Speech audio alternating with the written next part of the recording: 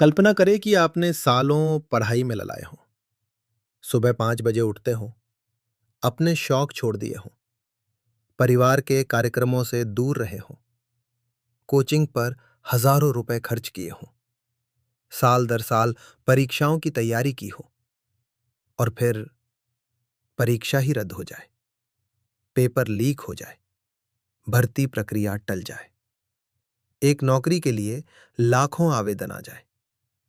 और फिर सोचिए, भारत के मुख्य न्यायाधीश यानी देश के सबसे बड़े जज खुली अदालत में खड़े होकर आपको तिलचट्टा कह दें। ऐसा ही हुआ 15 मई 2026 को। यह कहानी है उस अपमान की जो भारत के सबसे चर्चित युवा आंदोलनों में से एक बन गया। एक असामान्य नाम वाला आंदोलन, द कॉकरोच जनता पार्टी। पहली नजर में यह हास्यास्पद लगता है, लेकिन मीम्स, हैशटैग और वायरल पोस्ट्स के पीछे छिपी है एक गंभीर कहानी। भारत की युवा शक्ति, बेरोजगारी, शिक्षा और उम्मीद की। आइए समझते हैं ये सब शुरू कैसे हुआ। तिलचट्टों की बात करने से पहले हमें उस माहौल को समझना होगा जिसने इस आंदोलन को जन्म दिया। भारत की आबादी दुनिया की सबसे युवा आबादियों में से एक है।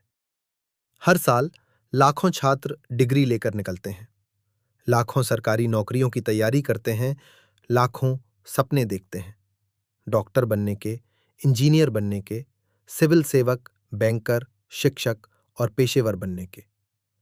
लेकिन अवसर अक्सर उसी गति से नहीं बढ़ते। कई छात्र प्रतियोगी परीक्षाओं की तैयारी में सालों लगा देते हैं। कुछ उम्मीदवार 5, 6 या 10 साल तक तैयारी करते हैं। भर्ती में देरी आम बात हो गई है। परीक्षा विवाद बार बार सुर्खियां बनते हैं। कई युवाओं में वर्षों से एक खामोश नाराजगी सुलग रही थी। मसला सिर्फ बेरोजगारी नहीं है, मसला है अनिश्चितता का। ये ना जानना कि मेहनत रंग लाएगी या नहीं, ये ना जानना कि सिस्टम योग्यता को पहचानेगा या नहीं, ये ना जानना कि मौका कब मिलेगा। यही नाराजगी वो ईंधन बनी जिसने आगे चलकर एक वायरल आंदोलन को जन्म दिया। हर आंदोलन किसी एक घटना से भड़कता है। 15 मई 2026 को भारत के मुख्य न्यायाधीश जस्टिस सूर्यकांत ने सुप्रीम कोर्ट की बेंच से एक बयान दिया जिसने सोशल मीडिया में आग लगा दी। एक सुनवाई के दौरान उन्होंने कहा, और मैं उद्धृत कर रहा हूं, ऐसे युवा हैं जो तिलचट्टों की तरह हैं, जिन्हें ना कोई रोजगार मिलता है, ना पेशे में कोई जगह। उनमें से कुछ मीडिया बन जाते हैं, कुछ सोशल मीडिया, आरटीआई एक्टिविस्ट और दूसरे एक्टिविस्ट बन जाते हैं और सबको निशाना बनाने लगते हैं। ये शब्द तिलचट्टे संविधान के रखवाले के मुंह से निकले थे, उस व्यक्ति के मुंह से जिसका काम हर भारतीय नागरिक के अधिकारों की रक्षा करना है। हजारों युवाओं को ठेस लगी। कई लोगों को लगा कि उनके संघर्ष को नकारा जा रहा है। किसी नेता ने नहीं, बल्कि देश की सर्वोच्च अदालत ने। सोशल मीडिया फट पड़ा, पोस्ट्स शेयर हुईं, मीम्स बने, इंस्टाग्राम, एक्स, यूट्यूब और व्हाट्सएप पर चर्चाएं फैल गईं। लेकिन एक असामान्य बात हुई। लोग सिर्फ गुस्सा जताने की बजाय इसे व्यंग में बदलने लगे। हाथ से विरोध का एक रूप बन गया। मीम्स एक भाषा बन गए, और वो भाषा जल्द ही एक अनोखे आंदोलन को जन्म देने वाली थी। आइए मिलते हैं अभिजीत दीपके से। 30 साल के राजनीतिक संचार रणनीतिकार और बॉस्टन यूनिवर्सिटी के स्नातक। वो व्यक्ति जो पहले आम आदमी पार्टी के साथ काम कर चुके थे। ऑनलाइन विस्फोट देखकर उन्होंने जो बनाया वो शुरू में केवल व्यंग था, द कॉकरोच जनता पार्टी। विचार सरल था, अगर मुख्य न्यायाधीश खुद निराश युवाओं को तिलचट्टा कह रहे हैं तो वे उस नाम को गर्व के साथ धारण करेंगे। और नाम खुद एक दोहरा हथियार था। जनता यानी लोगों की। ये नाम सीधे सत्ताधारी भारतीय जनता पार्टी की पैरोडी था। तो केवल 3 शब्दों में ये नाम जीवट का प्रतीक भी था और राजनीतिक कटाक्ष भी। तिलचट्टा प्रतीक क्यों? क्योंकि तिलचट्टे लगभग हर चीज से बच निकलते हैं। वे ढल जाते हैं, टिके रहते हैं, विपरीत परिस्थितियों में भी आगे बढ़ते रहते हैं। कई युवा भारतीयों को ये बात बहुत गहरे से छू गई। 16 मई 2026 को उस अदालती टिप्पणी के महज 24 घंटे बाद दीपके ने एक्स पर यह आंदोलन शुरू किया। सदस्यता की पात्रता, बेरोजगार, आलसी, क्रॉनिकली ऑनलाइन और पेशेवर तरीके से बड़बड़ाने में माहिर। उसी दिन पार्टी की वेबसाइट लाइव हो गई। टैगलाइन, आलसियों और बेरोजगारों की आवाज। 78 घंटों के भीतर इंस्टाग्राम अकाउंट 30 लाख फॉलोअर्स पार कर गया। 5 दिनों से भी कम समय में 1 करोड़ से ज्यादा, और भाजपा के आधिकारिक इंस्टाग्राम हैंडल को पीछे छोड़ दिया। कुछ हफ्तों में ही इंस्टाग्राम पर 2 करोड़ 20 लाख से ज्यादा फॉलोअर्स हो गए। जो मजाक से शुरू हुआ था वो कुछ बहुत बड़ा बनता जा रहा था। ये आंदोलन इसलिए फैला क्योंकि इसने उन भावनाओं को छुआ जो पहले से मौजूद थीं। लोग इसलिए नहीं जुड़े कि उन्हें तिलचट्टे पसंद थे। वे इसलिए जुड़े क्योंकि उन्हें लगा कि कोई उन्हें समझ रहा है। छात्रों ने खुद को इस संदेश में देखा। नौकरी के तलाशियों ने खुद को इसमें देखा। युवा स्नातकों ने खुद को इसमें देखा। सालों से कई लोग अदृश्य महसूस करते आए थे। अब एक ऐसा समुदाय था जो उनकी जैसी ही निराशाएं व्यक्त कर रहा था।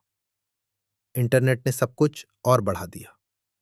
मीम्स ने आंदोलन को साझा करना आसान बना दिया।